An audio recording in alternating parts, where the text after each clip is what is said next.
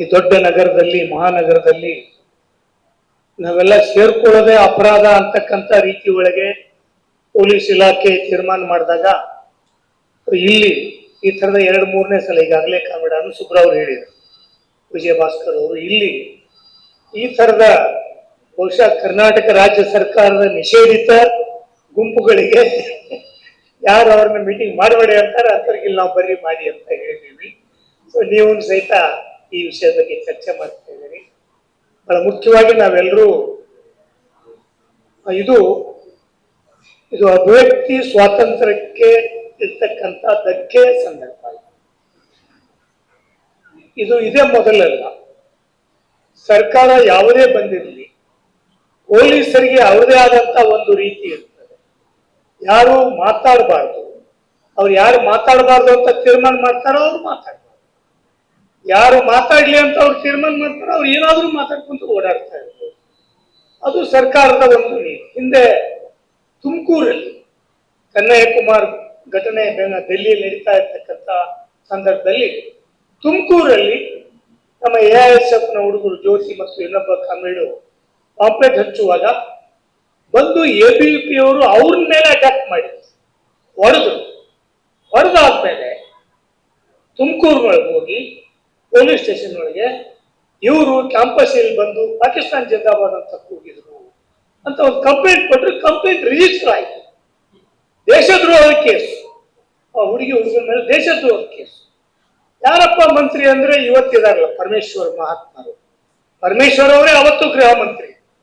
ಮುಂದೆ ಗೌರಿ ನಾವು ಹೋಗಿ ಗಲಾಟೆ ಮಾಡಿ ನಿಮ್ ಸರ್ಕಾರ ಇದ್ದಾಗ ಇದೇ ಕಥೆನ ಏನ್ ಕಥೆ, ಅವರಂತೂ ಸುಳ್ಳು ಕೇಸುಗಳನ್ನ ಹಾಕ್ತಾರೆ, ನೀವು ಹಾಗೆ ಮಾಡ್ತಾರೆ ಅಂತ ಹೇಳಿದಾಗ ಆಮೇಲೆ ಆ ಕೇಸನ್ನ ವಾಪಸ್ ಅಂದ್ರೆ ಈ ತರದೊಳಗೆ ಪೊಲೀಸ್ ಇಲಾಖೆಯನ್ನ ದುರ್ಬಳಕೆ ಮಾಡ್ಕೊಳ್ತಕ್ಕಂಥ ಒಂದು ಕ್ರಿಯೆ ಮೊದಲಿದೆ. ಇವತ್ತು ನಮಗೆ ಒಬ್ಬ ಯಾವುದೋ ಯುವಕ ಒಂದು ವಿಡಿಯೋ ಮಾಡಿದ ತಕ್ಷಣ ಅವು ಪ್ರಶ್ನೆಗಳನ್ನು ಕೇಳಿದ್ದಾನೆ. ಇಷ್ಟು ವರ್ಷ 12-13 ವರ್ಷಗಳ ಕಾಲ ಒಂದು ಕೇಸು ಸೌಜನ್ಯ ಪ್ರಕರಣ ಕೊನೆಗೂ ಇತ್ಯರ್ಥ ಆಯಿತು. ಕೊಲೆಗಾರ ಯಾರು ಅಂತ ಗೊತ್ತಾಗ್ದೇನೆ ಇತ್ಯರ್ಥ ಆಯಿತು. ಸೊ ಹಾಗೇನೆ ಅಲ್ಲಿ ನಡೆದಿರ್ತಕ್ಕಂಥ ಹಲವಾರು ಕೊಲೆಗಳಿಗೆ ತಾರ್ಕಿಕ ಅಂತ್ಯ ಸಿಕ್ಕಿಲ್ಲ. ಅಪರಾಧಿಗಳು ಯಾರು ಅಂತ ಸಿಕ್ಕಿಲ್ಲ, ಕೊಲೆಗಾರ ಯಾರು ಅಂತ ಸಿಕ್ಕಿಲ್ಲ. ಅವನಿಗೆ ಕೆಲವು ಅನುಮಾನಗಳನ್ನು ವ್ಯಕ್ತಪಡಿಸಿದ. ಇಲ್ಲಿ ಪೂಜಾರಿ ವಿರುದ್ಧ ಮಾತಾಡೋದು ಬೇರೆ, ದೇವರ ವಿರುದ್ಧ ಮಾತಾಡೋದು ಬೇರೆ. ಬಿಡದಿ ನಿತ್ಯಾನಂದನ ವಿರುದ್ಧ ಮಾತನಾಡೋದು ಬೇರೆ, ಕಾವಿ ಅಲ್ಲಿರ್ತಕ್ಕಂಥ ನಂಬಿಕೆ, ಅವನ ಭಕ್ತರ ನಂಬಿಕೆಗಳ ಬಗ್ಗೆ ಮಾತಾಡೋದು ಬೇರೆ. ಧರ್ಮಸ್ಥಳ ದೇವಸ್ಥಾನ ಮಂಜುನಾಥನ ಬಗ್ಗೆ ಮಾತನಾಡೋದು ಬೇರೆ, ಅಥವಾ ಧರ್ಮಾಧಿಕಾರಿ ಬಗ್ಗೆ ಮಾತನಾಡೋದು ಬೇರೆ. ಈ ವ್ಯತ್ಯಾಸ ಒಂದು ಸರ್ಕಾರಕ್ಕೂ ಒಂದು ಪೊಲೀಸ್ ಇಲಾಖೆಗೂ ಗೊತ್ತಾಗುವುದಿಲ್ಲ ಅಂತಂದ್ರೆ ಅರ್ಥ ಏನು? ಯಾರೋ ಒಬ್ರು ಧರ್ಮದ ಹೆಸರನ್ನ ದುರುಪಯೋಗ ಮಾಡ್ಕೊಂಡ್ರೆ, ಅಸಾರಾಂ ಬಾಪುನಂತವ್ರು ಧರ್ಮದ ಹೆಸರನ್ನ ದುರುಪಯೋಗ ಮಾಡ್ಕೊಂಡ್ರೆ ಅವ್ರು ವಿರುದ್ಧ ಮಾತನಾಡಿದ್ರು, ಧರ್ಮದ ವಿರುದ್ಧ ಮಾತಾಡಿದ್ರು ಅಂತ ಆಗೋದಿಲ್ಲ. ಇವತ್ತು ಎಲ್ಲಿವರೆಗೆ ಹೋಗಿದೆ ಅಂತಂದ್ರೆ, ನಮ್ಮ ಜಾತಿ ಹುಡುಗಿನ ನಾನು ರೇಪ್ ಮಾಡ್ತೇನೆ, ನೀನೇನು ಬೇರೆ ಜಾತಿಯನ್ನು ಕೇಳೋನು ಅಂತಕ್ಕಂಥ ಮನಸ್ಥಿತಿಗೆ ನಾವು ಬಂದ್ರೆ. ಹಿಂದೂ ಹುಡುಗಿನ ರೇಪ್ ಮಾಡ್ಬೋದು, ಮುಸ್ಲಿಂ ಹುಡುಗಿನ ರೇಪ್ ಮಾಡ್ಬೋದು.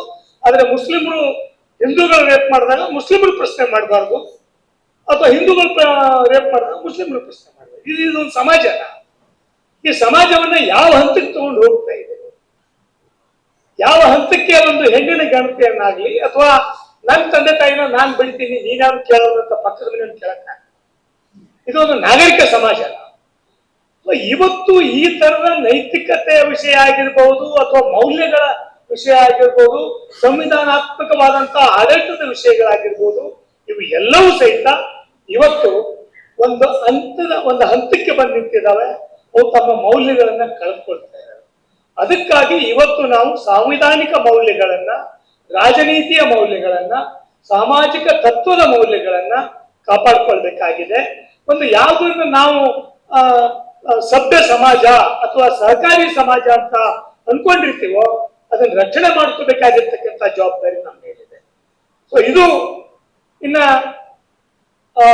ಸಮೀರ್ ಅಂತಕ್ಕಂಥ ಹುಡುಗ, ಮುಸ್ಲಿಂ ಹುಡುಗ ಅದನ್ನು ಮಾಡಿದಾಗ ಸತ್ಯ ಬಹಳ ಘೋರ ಆಗ್ತದೆ. ಅದು ಹಿಂದೂ ಹುಡುಗ ಅದನ್ನು ಮಾಡಿದ್ರೆ ಸತ್ಯ ಬಹಳ ಸೌಮ್ಯವಾಗಿದೆ. ಸೊ ಆ ಕಾರಣಕ್ಕಾಗಿ ಇವತ್ತು ಸತ್ಯವನ್ನ ಹೇಳೋಕ್ಕೂ ಸಹಿತ ಜಾತಿ ಧರ್ಮಗಳನ್ನ ಅಂಟಿಸ್ತಾ ಇದ್ದಾರಲ್ಲ, ಇದು ಮೊದಲೇನಲ್ಲ. ಈಗ ಒಂದು ಧರ್ಮಸ್ಥಳದ ಬಗ್ಗೆ ಯಾರು ಮಾತನಾಡ್ತಾ ಇಲ್ಲ, ಮಂಜುನಾಥ್ ಅವ್ರ ಬಗ್ಗೆ ಮಂಜುನಾಥ ಸ್ವಾಮಿ ಬಗ್ಗೆ ಯಾರು ಮಾತನಾಡ್ತಾ ಇಲ್ಲ. ಸಂತೋಷ ಅದ, ದೇಶದ ರಾಜ್ಯದ ಜನತೆ ಹೋಗ್ತಾರೆ ಬರ್ತಾರೆ. ಬೆಂಗಳೂರು ನಗರಕ್ಕೆ ಎಷ್ಟು ಬಸ್ಗಳಿದಾವೆ ರಾಜಧಾನಿಗೆ, ಹಂಗೆ ಎಲ್ಲಾ ಡಿಪೋಗಳಿಂದ ಧರ್ಮಸ್ಥಳದ ಬಸ್ಗಳಿದ್ದಾವೆ. ಅಂದ್ರೆ ಬೆಂಗಳೂರಿನ ರಾಜಧಾನಿ ಅಷ್ಟೇ ಮಹತ್ವವನ್ನ ಇವತ್ತು ಅದು ಪಡೆದಿದೆ. ಜನ ಹೋಗ್ತಾರೆ ಬರ್ತಾರೆ, ಅವ್ರ ಬಗ್ಗೆ ಗೌರವ ಇದೆ, ಅವ್ರಿಗೆ ಅದನ್ನ ಚೆನ್ನಾಗಿ ಮೇಂಟೈನ್ ಮಾಡಿದ್ದಾರೆ, ಬಂದವ್ರಿಗೆ ಓದಕ್ಕೆ ಗೌರವ ಇದಾವೆ. ಆದ್ರೆ ಅಲ್ಲಿರ್ತಕ್ಕಂಥ ಯಾವುದೋ ಒಬ್ಬ ವ್ಯಕ್ತಿ ಬೇರೆ ಬೇರೆ ಕಾರಣಕ್ಕಾಗಿ ಕೆಟ್ಟ ಕೆಲಸ ಮಾಡಿದ್ದಾನೆ ಅಂತಂದ್ರೆ ಅದ್ರ ಬಗ್ಗೆನೂ ಮಾತನಾಡಬಾರ್ದು ಅಂತ ಅನ್ನೋದು ಅಪರಾಧ ಆಗ್ತದೆ. ಅದು ಅಪರಾಧ ಆಗ್ತದೆ. ಅದನ್ನ ಪೊಲೀಸರು ಇಲ್ಲಿ ಚರ್ಚೆ ಮಾಡಕ್ ಕೂತ್ರೆ ನಿಮಗೆ ಪರ್ಮಿಷನ್ ಇಲ್ಲ. ನೋಡಿದೆ ನಾನು ನೋಟಿಸ್ ಅಲ್ಲ. ನಮ್ಮ ಇಬ್ಬರು ಗೆಳೆಯರಿಗೂ ಮತ್ತು ವಿಜಯ ಭಾಸ್ಕರ್ ಅವ್ರಿಗೂ ನಾನು ಧನ್ಯವಾದ ಹೇಳ್ತೀನಿ. ಕೋರ್ಟ್ ವರೆಗೂ ಹೋಗಿ ತಗೊಂಡ್ಬಂದ್ರಲ್ಲ. ನಾನು ಈಗ ಸಾಯಂಕಾಲ ನಮ್ಮ ಸಂಯುಕ್ತ ಹೋರಾಟದ ಗೆಳೆಯರು ಚೀಫ್ ಮಿನಿಸ್ಟರ್ ಭೇಟಿ ಹಾಕೊಂಡಿದ್ವಿ.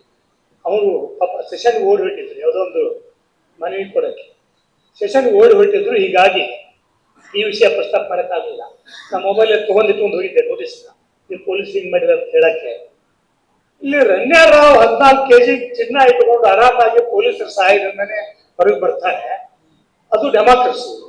ಆದ್ರೆ ನಾವು ಒಂದು ಅತ್ಯಾಚಾರದ ಬಗ್ಗೆ ಮಾತನಾಡಬೇಕು, ಅತ್ಯಾಚಾರವನ್ನ ತಾರ್ಕಿಕ ಅರ್ಥಕ್ಕೆ ತಗೊಂಡು ಹೋಗಿ ಸಮಾಜದಲ್ಲಿರ್ತಕ್ಕಂಥ ಅಭಿವ್ಯಕ್ತಿ ಸ್ವಾತಂತ್ರ್ಯವನ್ನ ರಕ್ಷಣೆ ಮಾಡಿ ಸಾಂವಿಧಾನಿಕ ಮೌಲ್ಯಗಳನ್ನು ರಕ್ಷಿಸಿ ಅಂತ ಕೂತು ಮಾತಾಡ್ತೀವಿ ಅಂತಂದ್ರೆ ಪೊಲೀಸರು ಅಡ್ಡಿ ಮಾಡ್ತಕ್ಕಂಥ ಕೆಲಸ ಮಾಡ್ತಾ ಇದ್ದಾರೆ.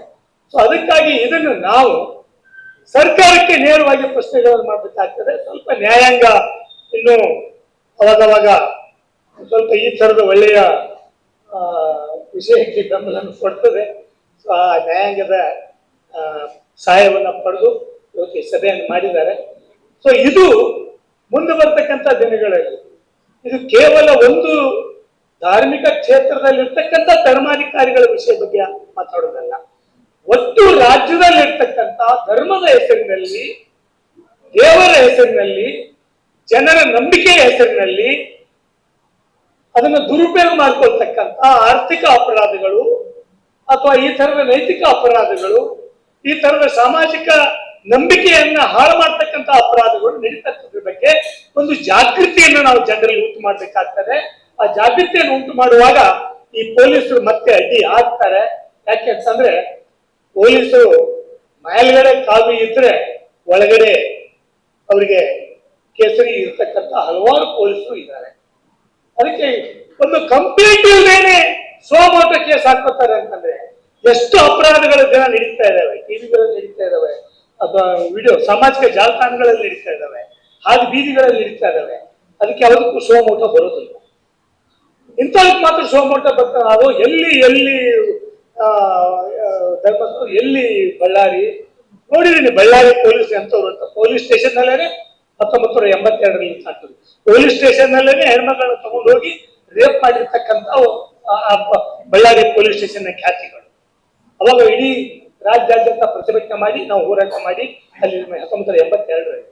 ಸೊ ಅಂತ ಒಂದು ಪೊಲೀಸ್ ಮುಂದಿನ ದಿನಗಳಲ್ಲಿ ಅವರಿಗೆ ಎಚ್ಚರಿಕೆ ಕೊಡಿ ಅಂತ ಹೇಳಿ ನಾವು ಸರ್ಕಾರಕ್ಕೆ, ಗೃಹ ಇಲಾಖೆಗೆ ಮತ್ತು ಗೃಹ ಮಂತ್ರಿಗಳಿಗೆ ಒತ್ತಾಯ ಮಾಡಬೇಕಾಗ್ತದೆ. ಮಾಡೋಣ. ಮತ್ತು ಈ ಸಾವುಗಳ ತಾರ್ಕಿಕ ಸಾವುಗಳ ಕೊಲೆಗಾರ ಯಾರು ಅಂತಕ್ಕಂಥ ಒಂದು ತಾರ್ಕಿಕ ಹೋರಾಟವನ್ನು ಮುಂದುವರಿಸಬೇಕಾಗಿದೆ. ಈ ಹೋರಾಟ ಇವತ್ತಿಂದ ಅಲ್ಲ, 1979ರಲ್ಲಿ ಶಿವಸುಂದರ ಅವರಿಗೆ ಎಲ್ಲರಿಗೂ ನೆನಪಿರಬೇಕು. 79ರಲ್ಲಿ ಧರ್ಮಸ್ಥಳದಲ್ಲಿ ಕನ್ನಡ ಸಾಹಿತ್ಯ ಸಮ್ಮೇಳನ ಮಾಡುವಾಗ ಆ ಸಮ್ಮೇಳನವನ್ನು ಬಹಿಷ್ಕಾರ ಮಾಡಿ ಬೆಂಗಳೂರು ನಗರದಲ್ಲಿ ಬಂಡಾಯ ಸಾಹಿತ್ಯ ಸಂಘಟನೆ ಇಲ್ಲಿ ಆರಂಭ ಆಗಿತ್ತು. ಅದು ಧರ್ಮಸ್ಥಳದ ಧರ್ಮಾಧಿಕಾರಿಗಳ ಆಶ್ರಯದಲ್ಲೇ ನಡೆದಿರ್ತಕ್ಕಂಥ ಸಾಹಿತ್ಯ ಸಮ್ಮೇಳನ. ಈಗ ಪರ್ಯಾಯಗಳು ರೂಪುಗೊಳ್ತವೆ. ಪರ್ಯಾಯಗಳನ್ನು ರೂಪಿಸೋಣ, ಹೋರಾಟ ಮಾಡೋಣ. ಈ ಹೋರಾಟದ ಅಭಿಪ್ರಾಯಕ್ಕೆ ಬಂದಿರತಕ್ಕಂಥ ನಿಮ್ಮೆಲ್ಲರಿಗೂ ಧನ್ಯವಾದಗಳು. ನಮಸ್ಕಾರ.